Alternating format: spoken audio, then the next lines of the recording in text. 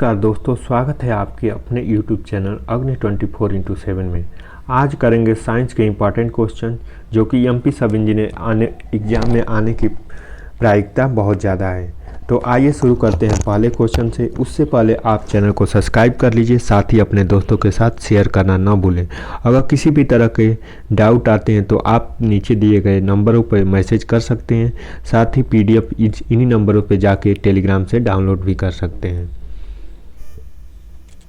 तो पहले क्वेश्चन से शुरू करते हैं। पहला क्वेश्चन जो कि आवेश की मात्रा का मात्रक है, तो आवेश की मात्रा का मात्रक है एम्पियर सेकेंड। और आवेश जो कि Q से डिनोट करते हैं और Q इजकल टू IT। तो जैसे I करंट को डिनोट करता है और T जो कि टाइम यानी सेकेंड को डिनोट करता है। तो कूलाम जो कि आवेश का मात्रक है एम्पियर सेकेंड। डायनामाइट का मुख्य रूप पाया जाता है, तो नाइट्रोग्लिसरीन में डायनामाइट का मुख्य रूप से पाया जाता है। शरीर में एनीमिया रोग होता है, तो शरीर में जो एनीमिया रोग होता है वो आयरन की कमी के कारण होता है। तो आयरन की कमी जिसमें होती है, यानी आयरन को किससे डिनोट करते हैं, तो पहले तो हम फेरस से डिनोट करते हैं। और आयरन की कमी से जो रोग होता है उसे एनीमिया कहा जाता है। नींबू में पाया जाता है, तो नींबू में पाया जाता है साइट्रिक अम्ल जो कि नींबू में पाया जाता है। वायुमंडल की हवा में सर्वाधिक घटक है, तो सर्वाधिक घटक जो कि नाइट्रोजन का 78.03% है। इसके अलावा ऑक्सीजन का घटक कितना है, तो ऑक्सीजन जो कि सेकेंड हाईएस्ट है, 21% ऑक्सीजन का घटक है। गैसों हाल बनाता है, तो पेट्रोल और इथेनॉल का फार्मूला क्या होता है, तो C2H5OH जो कि इथेनॉल का फार्मूला होता है। तो गैसों हाल जो होता है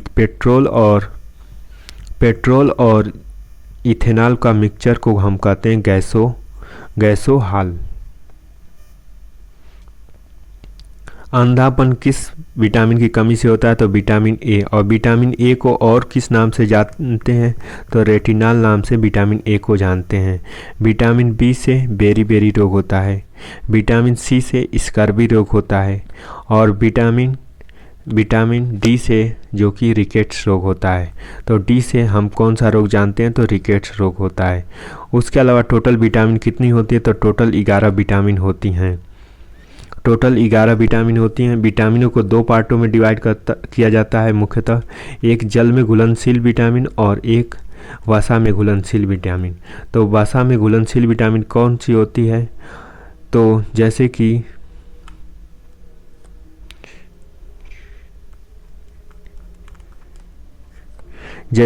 जल में घुलनशील होती है KEDA। और उसके बाद बच जाती है कौन सी विटामिन, तो C और B जो कि ये वसा में घुलनशील विटामिन होती हैं। C विटामिन कौन सी होती है, तो C इससे स्कर्वी होता है। B विटामिन में B कॉम्प्लेक्स विटामिन होती हैं जो कि B1 B2 इस तरह से B11 तक होती हैं, और बीच में कुछ गायब भी होती हैं। टोटल 11 B12 तक होता है, लेकिन टोटल ये 12 नहीं होती बल्कि 8 विटामिन होती हैं।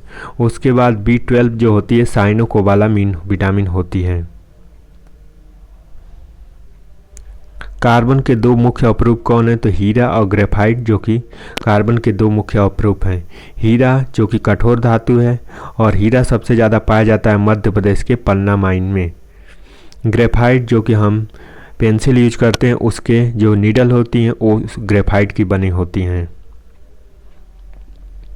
कार्बन का उपयोग कैंसर के ट्रीटमेंट में किया जाता है। C16 होता है उसे क्या बोलते हैं, तो इसे बोलते हैं बक्कीबाल।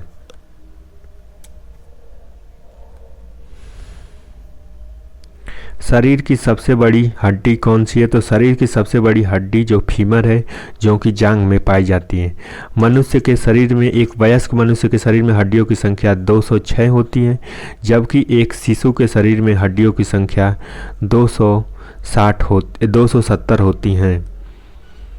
उसके बाद मनुष्य की सबसे छोटी हड्डी जो कौन सी होती है, तो स्टेपिज। स्टेपिज कहाँ की हड्डी होती है, तो स्टेपिज जो कि कान की हड्डी होती है, जो कि सबसे छोटी हड्डी होती है। और सबसे बड़ी फीमर हड्डी जो कि जांघ की हड्डी होती है।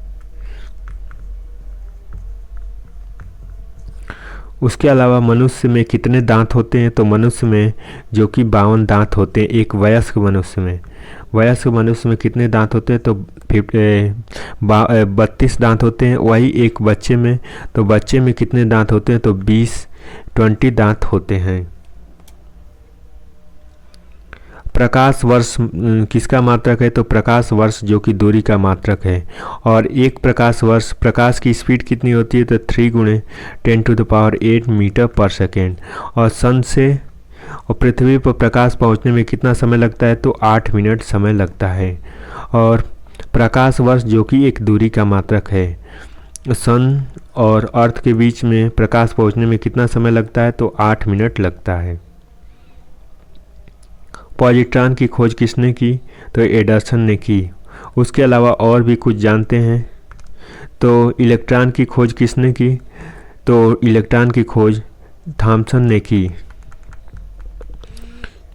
प्रोटॉन की रदरफोर्ड ने, प्रोटॉन की खोज रदरफोर्ड ने की, इलेक्ट्रॉन की थॉमसन ने की। और न्यूट्रॉन की चैडविक ने की। इसको याद करने का अगर ट्रिक की बात करें, तो जैसे कि ट्रिक है ईटा पर नाच। तो ईटा पर नाच मतलब इलेक्ट्रॉन को थॉमसन ने खोजा, प्रोटॉन को रदरफोर्ड ने खोजा और न्यूट्रॉन को चैडविक ने खोजा। तो इस तरह से हम याद भी कर सकते हैं। पॉजिट्रॉन की खोज एंडरसन ने किया। पानी का अधिकतम घनत्व होता है तो -4 डिग्री सेल्सियस पर। और डेंसिटी घनत्व बराबर क्या होता है, तो घनत्व बराबर जो कि द्रव्यमान बटा आयतन। तो आयतन जो कि वॉल्यूम पे डिपेंड करता है। अगर घनत्व बढ़ेगा तो आयतन जो कि घटेगा।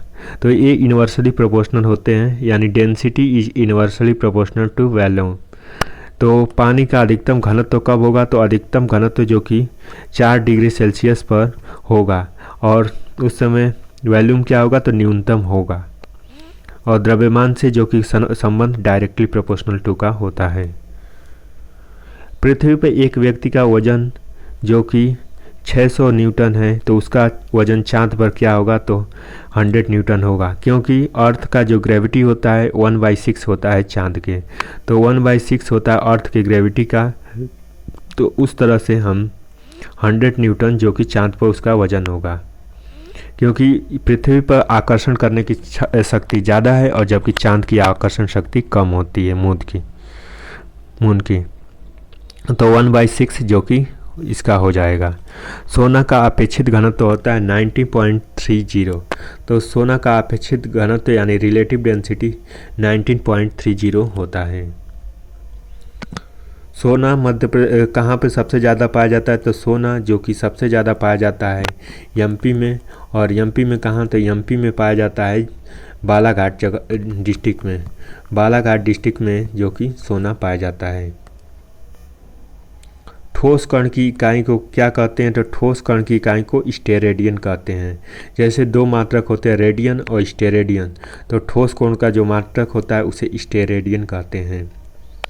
गणना में सहायता में गणितीय माध्यम के लवगणक की कल्पना किसने की, तो जॉन नेपियर ने लवगणक की कल्पना की थी। रेडियोएक्टिव की खोज किसने की, तो रेडियोएक्टिव की खोज हेनरी बैक्यूरेल ने की थी। तो हेनरी बैक्यूरेल ने रेडियोएक्टिव की खोज की थी। प्रोटीन व्यक्ति की कोशिकाओं के भीतर उपयोग किया जाता है। यह किसके द्वारा संश्लेषित होता है, तो मुक्त राइबोसोम द्वारा होता है। तो फ्री राइबोसोम के द्वारा जो कि प्रोटीन संश्लेषित किया जाता है। सिलीकल्चर वनस्पति विज्ञान की शाखा है जिसके अंतर्गत पढ़ा जाता है। तो शैवालों के बारे में पढ़ा जाता है, उस शाखा को सिलीकल्चर कहा जाता है। तो स्टडी ऑफ जो शैवाल होते हैं उसके बारे में जो स्टडी की जाती है उसको हम सिलीकल्चर कहते हैं। सेरीकल्चर। जिस वर्ग में पौधों के बीज बनते हैं लेकिन बीज नग्न रूप से पौधों पर ही लगे रहते हैं उसे कहते हैं जिम्नोस्पर्म। मूलांकर को विकसित करने वाला, मूलांकुर को विकसित होने वाली जड़ें क्या कहलाती हैं? तो मूसला जड़ें कहलाती हैं। तो मूलांकुर को विकसित करने वाली जड़ें मूसला जड़ें कहलाती हैं। तो इस तरह से हमने आज साइंस के इंपॉर्टेंट क्वेश्चनों का डिस्कशन किया। मिलते हैं अगली वीडियो में, तब तक के लिए चैनल से जुड़े रहें, साथ ही अपने दोस्तों के साथ शेयर करना ना भूलें। Thank you so much for watching this video.